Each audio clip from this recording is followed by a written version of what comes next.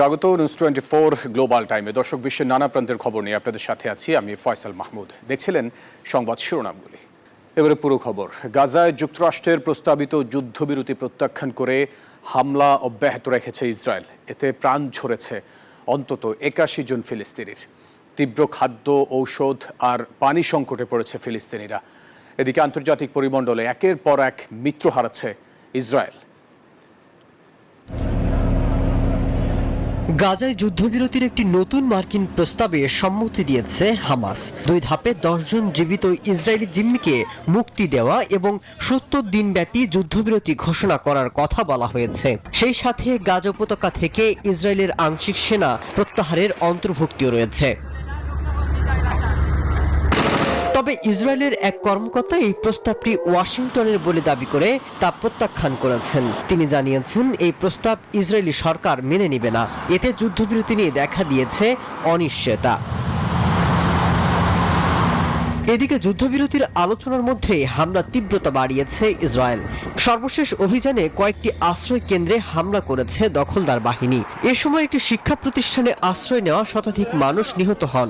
তীব্র খাদ্য, ওষুধ আর পানির সংকটে পড়েছে সাধারণ ফিলিস্তিনিরা। এমন অবস্থায় নেতানিয়াহুর উপর বাড়ছে আন্তর্জাতিক চাপ। মানবিক সহায়তা বন্ধের নীতির কারণে আন্তর্জাতিক পরিমণ্ডলে একের পর এক মিত্র হারাচ্ছে ইসরায়েল। মাসুদ রানা, নিউজ 24। বিশ্ব রাজনীতির পালাবদলে এবার আঞ্চলিক নিরাপত্তায় 20 বছরের রোড ম্যাপে স্বাক্ষর করল আসিয়ান নেতারা। যুক্তরাষ্ট্রের শুল্ক মোকাবেলায় বিশ্বব্যাপী বাণিজ্য জোরদারে আগ্রহ দক্ষিণ পূর্ব এশিয়ার জোটটির। এদিকে শক্তিধর দেশের চাপ সামলাতে সবাইকে ঐক্যবদ্ধের আহ্বান জানিয়েছেন আসিয়ান চেয়ারম্যান ও মালয়েশিয়ার প্রধানমন্ত্রী আনোয়ার ইব্রাহিম। সোমবার তেহরানে সাদাবাদ প্রাসাদে ইরানের প্রেসিডেন্ট মাসুদ পেজেশকিয়ানের সঙ্গে বৈঠক করেন পাকিস্তানের প্রধানমন্ত্রী শাহবাজ শরীফ। বৈঠক শেষে এক যৌথ সংবাদ সম্মেলনে ভারতের সঙ্গে আলোচনায় বসার আগ্রহ প্রকাশ করেন পাক প্রধানমন্ত্রী। এ সময় পাকিস্তানের প্রধানমন্ত্রী বলেন, কাশ্মীর সহ সব দ্বন্দ্ব মেটাতে সংলাপই একমাত্র পথ। সব সমস্যা সমাধানের জন্য প্রতিবেশীর সঙ্গে শান্তি আলোচনায় অংশ নেওয়ার জন্য আমরা উন্মুখ। ভারত যদি সংঘাতের পথ বেছে নেয় তাহলে তার পরিণতি ভোগ করতে হবে।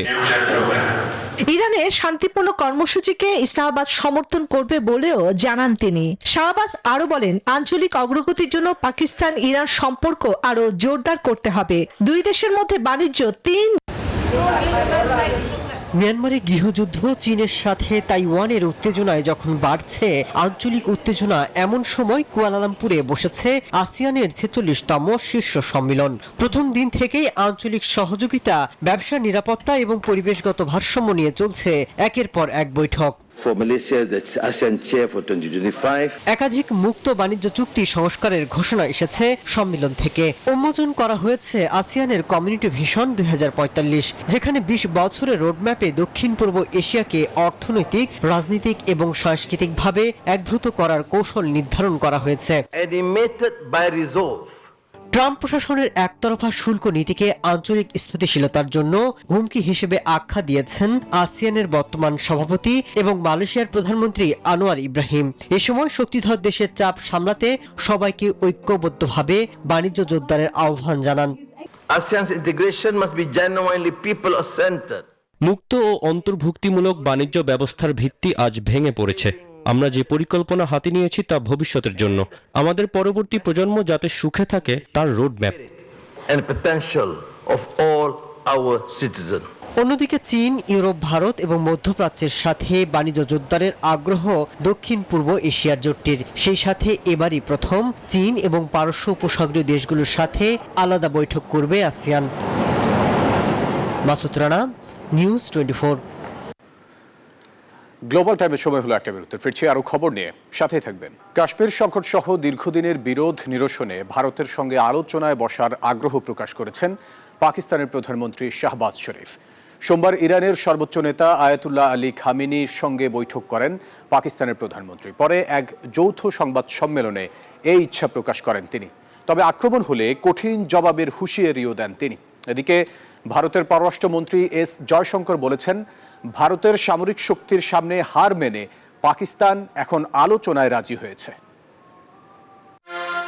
সোমবার তেহরানে সাদাবাদ প্রাসাদে ইরানের প্রেসিডেন্ট মাসুদ পেজেশকিয়ানের সঙ্গে বৈঠক করেন পাকিস্তানের প্রধানমন্ত্রী শাহবাজ শরীফ। বৈঠক শেষে এক যৌথ সংবাদ সম্মেলনে ভারতের সঙ্গে আলোচনায় বসার আগ্রহ প্রকাশ করেন পাক প্রধানমন্ত্রী। এ সময় পাকিস্তানের প্রধানমন্ত্রী বলেন, কাশ্মীর সহ সব দ্বন্দ্ব মেটাতে সংলাপই একমাত্র পথ। সব সমস্যা সমাধানের জন্য প্রতিবেশীর সঙ্গে শান্তি আলোচনায় অংশ নেওয়ার জন্য আমরা উন্মুখ। ভারত যদি সংঘাতের পথ বেছে নেয় তাহলে তার পরিণতি ভোগ করতে হবে। ইরানের শান্তিপূর্ণ কর্মসূচিকে ইসলামাবাদ সমর্থন করবে বলেও জানান তিনি। শাহবাজ আরো বলেন, আঞ্চলিক অগ্রগতির জন্য পাকিস্তান ইরান সম্পর্ক আরো জোরদার করতে হবে। দুই দেশের মধ্যে বাণিজ্য $3 বিলিয়ন থেকে বাড়িয়ে $10 বিলিয়ন নেয়ার ঘোষণা দেন তিনি। এদিকে ভারতের পররাষ্ট্রমন্ত্রী এস জয়শঙ্কর বলেছেন, পাকিস্তান আলোচনায় রাজি হয়েছেন ভারতের সামরিক শক্তির সামনে হার মেনে। এর কৃতিত্ব যুক্তরাষ্ট্রের নয়, বরং ভারতের সেনাবাহিনীর প্রাপ্য। পাকিস্তানি প্রধানমন্ত্রী শাহবাজ শরীফ 4 দেশের সফরের অংশ হিসাবে তুরস্ক থেকে ইরানে পৌঁছান। চন্দ্রা, নিউজ 24। গ্লোবাল টাইমে আবারও স্বাগত।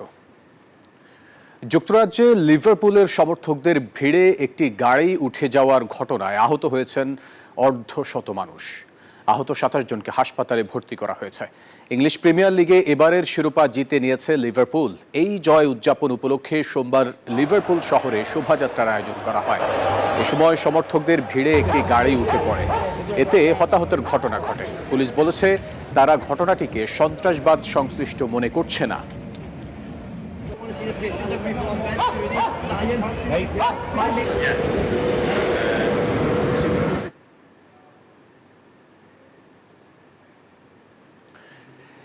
বার সর্বোচ্চ শৃঙ্গ জয় করে নিজের গড়া নজির নিজেই ভাঙলেন নেপালের কামিরিতা শেরপা।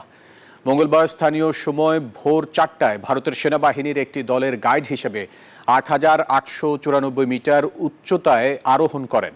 এদিকে কামিরিতাতে এভারেস্টের বৈশ্বিক প্রতীক বলে অভিহিত করেছে অভিযানের আয়োজক সংগঠন 7 সামিট স্ট্রেক্স। প্রতি বছর সৌন্দর্যের টানে হিমালয় দেখতে ছুটে যান হাজারো ভ্রমণ পিপাসু। কেউ কেউ পড়েন পর্বত চূড়ার নেশায়। এমন নেশায় পড়েই নিজের গড়ার রেকর্ড নিজেই ভেঙে নজির গড়েছেন নেপালের পর্বতারোহী কামিরিতা শেরপা।